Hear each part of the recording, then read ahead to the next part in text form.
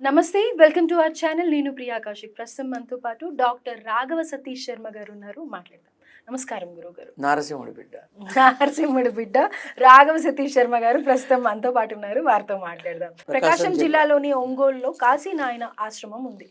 ఆశ్రమం తెలియని వాళ్ళందరూ అసలు ఎవరు ఉండరు. ఇన్ఫాక్ట్ అండ్ ఎవరికి ఏ కష్టం వచ్చినా వెళ్ళేది అక్కడికి. ఆశ్రమం చాలా మంది అన్నార్థులకి కాస్త అన్నం పెడుతుంది, ఆశ్రయం ఇస్తుంది, నిలువ నీడనిస్తుంది.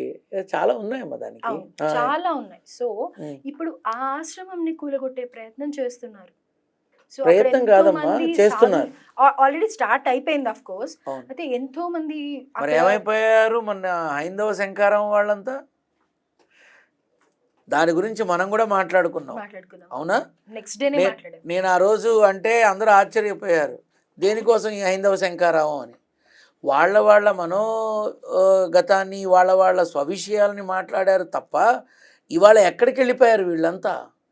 దాదాపుగా 1000 పైచిలుకున్నారో కొన్ని వందల మందే ఉన్నారు.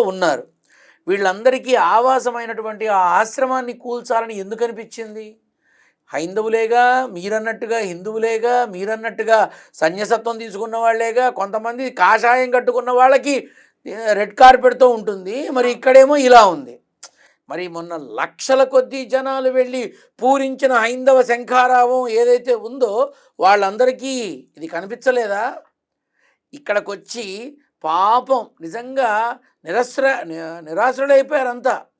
తల్లిదండ్రిని వదిలేసిన వాళ్ళు, మొత్తం పిల్లల్ని వదిలించుకొని పారిపోయిన వాళ్ళు, చూడని తల్లిదండ్రులు, వీళ్ళంతా ఎవరైతే ఉన్నారో వీళ్ళందరికీ ఒక పూట అన్నం, కాస్త నీడ, ఆ కాషాయపు వస్త్రం, ఇవి తప్ప అక్కడ ఏమీ లేవు. అటువంటి ఆశ్రమాన్ని మరి ఎందుకు కూలగొడుతున్నారు? ప్రభుత్వమా? ప్రభుత్వం చేయిస్తోందా? ప్రభుత్వం తరపున ఎవరన్నా చేస్తున్నారా? ఎందుకని పోలీసు యంత్రాంగాన్ని తప్పు పట్టకూడదు. వాళ్ళకి వచ్చే ఆర్డర్స్ని బట్టి వాళ్ళు చేస్తారు. వాళ్ళనేమంటారు? ఎందుకు పోలీసు యంత్రాంగాన్ని నోరు బారేసుకోవడం? వాళ్ళు కేవలం పూర్తిగా ఇది చెయ్యి అంటే వాళ్ళది చెయ్యాలి, అంతే.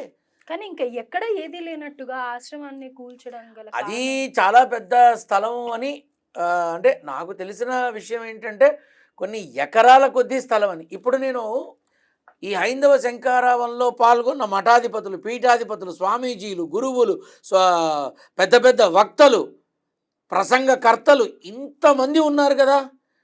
మరి దేవాదాయ భూముల గురించి బాధపడేవాళ్ళు ఒకళ్ళు, ధర్మం తప్పి ప్రవర్తిస్తున్నారనే వాళ్ళు ఒకళ్ళు, సినిమాల్లో ధర్మాన్ని కించపరుస్తున్నారనే వాళ్ళు ఒకళ్ళు. మరి వీళ్ళంతా కళ్ళు మూసుకుపోయినాయా?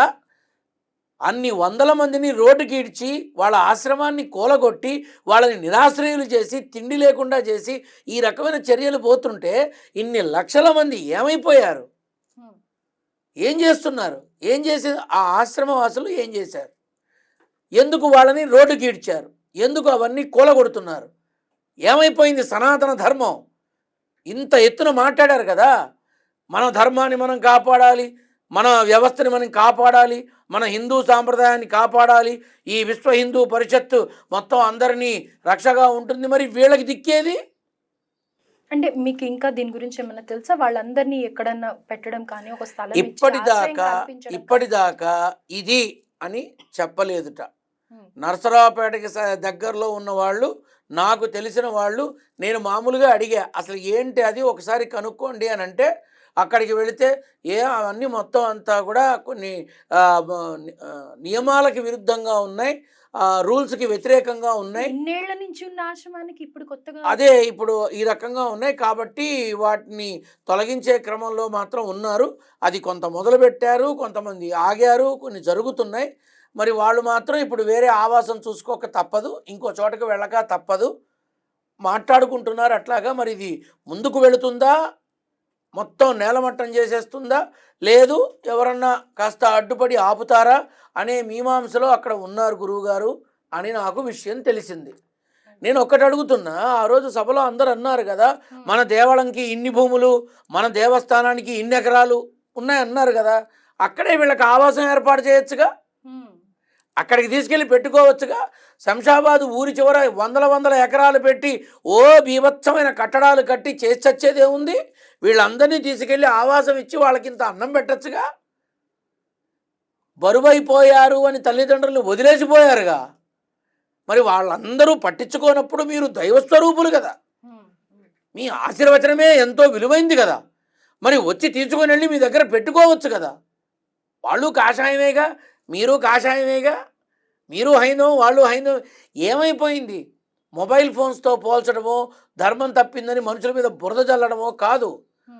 దయనీయ స్థితిలో ఉన్న కొన్ని వందల మందికి ఆవాసం కల్పించండి, అంత అన్నం పెట్టండి, వాళ్ళందరినీ కాస్త కాపాడండి అని మీ ద్వారా నేను కోరుకుంటున్నాను. రైట్. ఇదొక పక్క అయితే కర్నూలు జిల్లాలోని జోగులాంబ టెంపుల్ గురించి వస్తున్న వార్తలు అందరినీ కలిసివేస్తుందని చెప్పుకోవాలి.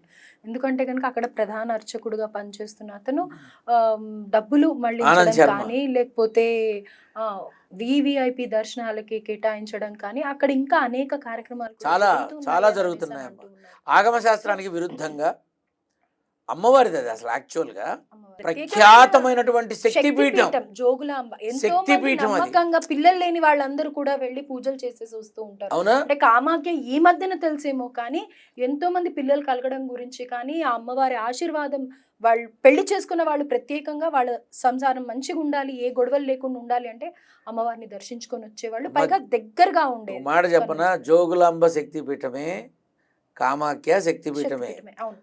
మరి ఇక్కడ మన జూబ్లీస్లో పెద్దమ్మ తల్లి మామూలు విషయమా? బల్కంపేటలో అమ్మవారు మామూలు విషయమా? వాటికి ఏమాత్రం తీసిపోని శక్తి అమ్మ. అక్కడికే వెళ్ళి మొక్కుకుంటే కాదు, ఇక్కడ కూడా పిల్లలు లేని వాళ్ళు వెళ్ళి మొక్కుకొని దండం పెట్టుకుంటే అవుతుంది. కాకపోతే వాళ్ళు ఒక విధంగా కొన్ని విధానాల్లో ఉంటే సరిపోతుంది. నా దగ్గరకు వచ్చారు, చెప్పాను, బల్కంపేట వెళ్ళమన్నాను, పెద్దమ్మ తల్లికి వెళ్ళమన్నాను, నేను చెప్పినట్టు చేశారు, ఇవాళ సంతానంతో నా దగ్గరకు వచ్చారు. అమ్మ జోగులాంబ శక్తిపీఠం.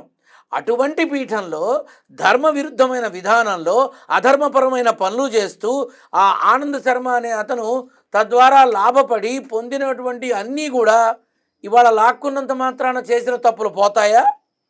ఇవాళ కళ్ళు తెరిచాము అంటే అయిపోతుందా? మరి జరిగిన నష్టం, ఆలయానికి భ్రష్టు పట్టించే విధంగా చేసిన పని.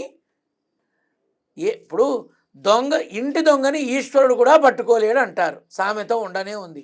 ఇన్నాళ్ళు పట్టింది అంటారు. సరే, ఇప్పుడు నేను వస్తున్నాను దర్శనానికి అంటే ఆ రోజు అతను లేకుండా వెళ్ళిపోయాడు. నేను వస్తున్నా దర్శనానికి అన్నా, ఆ రోజు లేడు. ఆ రోజు నేను అడిగాను కూడా, వేరే కార్యక్రమంలో వేరే చోట ఉన్నాను అన్నాడు. అప్పుడే అర్థమైంది. ఎందుకని నేను ఖచ్చితంగా అడుగుతా, ఇక్కడ ఇది పొరపాటు జరుగుతోంది, ఇక్కడ ఇది తప్పు అడుగు పడుతోందని ఉన్నది ఉన్నట్టు చెప్తాను నేను. సో నేనైతే ఒకటేనమ్మా, దేవస్థానాలని భగవత్ స్వరూపాల జోలికి వెళ్ళిన వాడు ఎట్టి పరిస్థితుల్లో తప్పించుకోలేడు. సమయం వచ్చినప్పుడు సమాధానం అందుకోవాల్సిందే.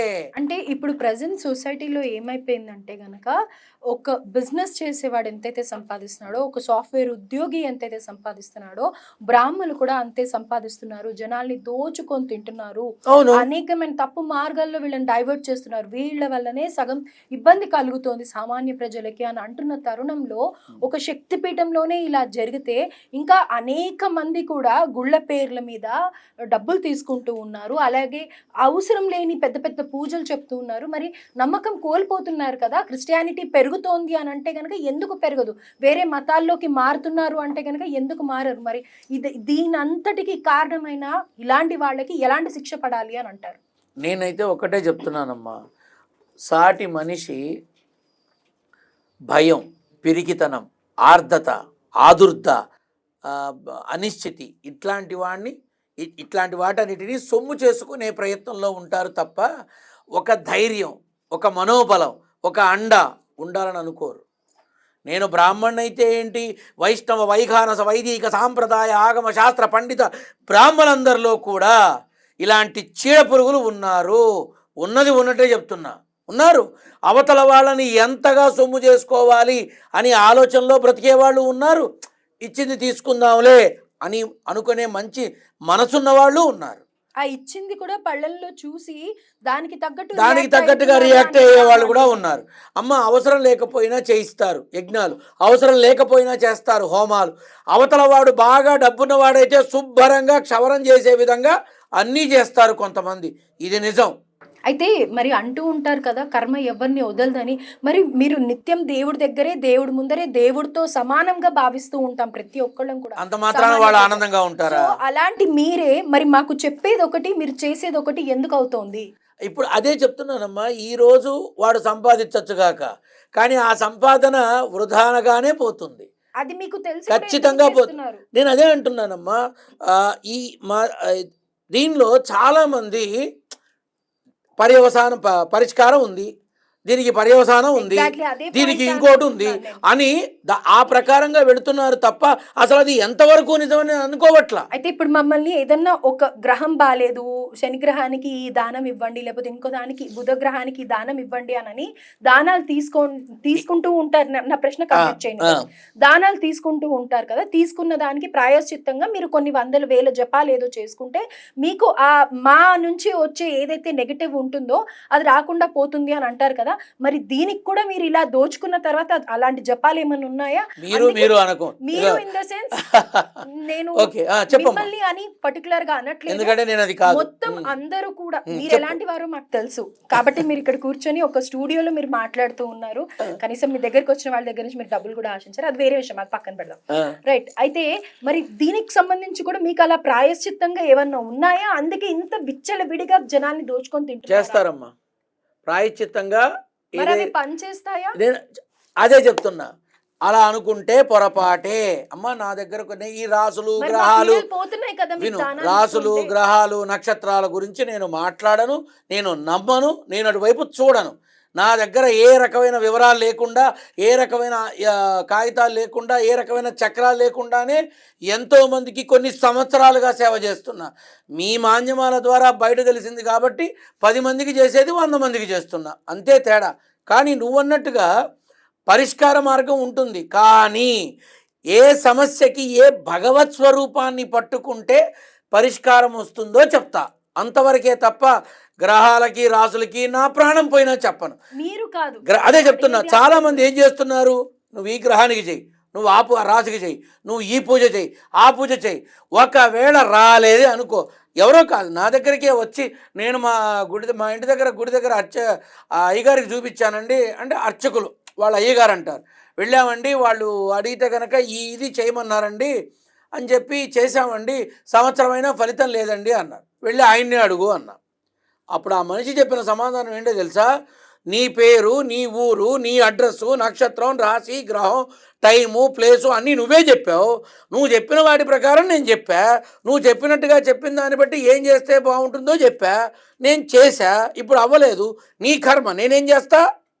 అవ్వకపోతే నీ కర్మ, నేనేం చేస్తా? నువ్విచ్చినదేగా అని పక్కకి వెళ్ళిపోయాట. ఇప్పుడు ఎవరు తప్పించుకున్నారు? ఎవరు పిచ్చివాళ్ళని చేశారు? అదే మనిషి నా దగ్గరకు వచ్చిన ఇది చెప్పినాక, సరే జరిగింది ఏదో జరిగింది వదిలేయి, నేను చెప్పా ఏ భగవత్ స్వరూపాన్ని పట్టుకొని ఏం చేస్తే ఆ కష్టం పోతుందో చెప్పా. అన్నట్టుగానే వాడు ఆ భగవంతుడిని పట్టుకున్నాడు, ఆ భగవత్ స్వరూపాన్ని వేడుకున్నాడు, 108 రోజుల్లో పని అయిపోయింది. ఎంతో ఆనందంగా ఉన్నాడు. నేను చెప్పేది ఒకటేనమ్మా, గ్రహాలు రాసులు నక్షత్రాలు ఏ అర్చకుడు ఏ జ్యోతిష్యుడు 100కి 100% అవుతుంది అని బల్లగుద్ది చెప్పే ధైర్యం చెయ్యరు. మీరు అంతా అయిపోయినాక అవ్వలేదు అంటే ఇది చేసుకోండి అవుతుందేమో చూద్దాం అని అంటారు. అంటే నేను అదే అంటున్నా, అలా ఎందుకు చేయాలి? ఎందుకు నిజాయితీగా నిజం మాట్లాడరు? కొంతమంది చెప్తారు ఖచ్చితంగా అవుతుంది. అలా చెప్పిన తర్వాత మరి ఇప్పుడు అవ్వలేదుగా, నా దగ్గరకు వచ్చారుగా, భగవంతుని పట్టుకొని కానీ అయిపోయిందిగా. అయితే మరి అసలు నిజంగా చేసిన పాపాలు పోవాలన్నా, లేకపోతే ఒక సమస్యలతో అనుభవిస్తూ భగవంతుని నమ్మాలి, భగవత్ స్వరూపాన్ని పట్టుకోవాలి, వేడుకోవాల్సింది ఆ భగవంతుడిని, పట్టుకోవాల్సింది ఆ భగవత్ పాదాలు, చేతులెత్తి మొక్కాల్సింది ఆ భగవంతుడికి, స్మరించాల్సింది ఆ భగవంతుడి నామం, అంతే. ఆ సమస్యని బట్టి ఆ భగవత్ స్వరూపం ఏదైతే ఉందో దాన్ని తెలుసుకొని తద్వారా భగవంతుడిని పట్టుకొని తప్పక విజయం సాధించవచ్చు, అది ఏదైనా సరే. అంటే కేవలం భగవంతుణ్ణి ఆశ్రయిస్తేనే మన పని అవుతుంది తప్ప ఇలాంటివి ఏవి కావు అని. అమ్మా, భగవంతుణ్ణి పట్టుకుంటే మృత్యువు కూడా దూరం అవుతుంది అని రుజువు చేసిన శాస్త్రాలు ఉన్నాయి. భగవంతుణ్ణి పట్టుకుంటే ఏదైనా సుమంగళ యోగమైనా దక్కించుకోవచ్చు అని నిరూపించిన పురాణాలు ఉన్నాయి. ఇంకా ఏం చెప్పను? మార్కండేయుడే కానీ ఇంకా ఏం చెప్పను అమ్మ, భగవంతుణ్ణి పట్టుకుంటే బ్రహ్మ రాసిన రాత కూడా మారుతుంది. అదమ్మా భగవద్భక్తికి ఉన్న శక్తి. ఆ భక్తిని మించింది నమ్మకంతో కూడిన భక్తి ఎప్పుడైనా సరే ఓడించి తీరుతుంది దేన్నైనా, ఏ కష్టాన్నైనా. సో ఓవరాల్గా భక్తి భావం ఉండి ఒక విగ్రహాన్ని కొలిచినట్టయితే డెఫినెట్గా మనం ఎంత కష్టంలో ఉన్నా కానీ ఎవ్వరు వదిలిపెట్టినా కానీ భగవంతుడు మాత్రం వదలడు అని అంటారు. ఖచ్చితంగా భగవంతుడు వదలడు. ఖచ్చితంగా మనం కన్న వాళ్ళని మనం వదిలేస్తామేమో స్వార్థంతో, మనకి పుట్టిన వాళ్ళు మనల్ని వదిలేస్తారేమో స్వార్థంతో. ఒక్కసారి నమ్మి చూడమ్మా, కొంగు బంగారమై అడుగడుగునా కాపాడుతూ నేనున్నానురా నీకు అని భగవంతుడు వచ్చి చూపిస్తాడు. దానికి ఎక్కడికో వెళ్ళక్కర్లా, నీ ముందే ఉంది నిలువెత్తు నిదర్శనం. ఇంతకన్నా ఏం చెప్పను? నా నాన్న ఉన్నాడు, నా నాన్న ఉంటాడు, నా నాన్నే నడిపిస్తున్నాడు. ఇంతకన్నా ఏం చెప్పనమ్మా? భగవంతుణ్ణి నమ్మాలి, ఎవ్వరైనా అంతే. రైట్, థ్యాంక్ యూ గురుగారు. అంటే ఒక టాపిక్ నుంచి స్టార్ట్ చేసాం, ఒకటి అడుగుతున్నాను. అంటే ప్రస్తుతం ఉన్న పరిస్థితుల్ని చూశాక ఈ ప్రశ్న మిమ్మల్ని అడిగితే కరెక్ట్గా ఉంటుంది అని అనిపించి ఫ్లోలో అడిగేశాను. Thank you so much. మీరు కూడా ఎంతో అద్భుతంగా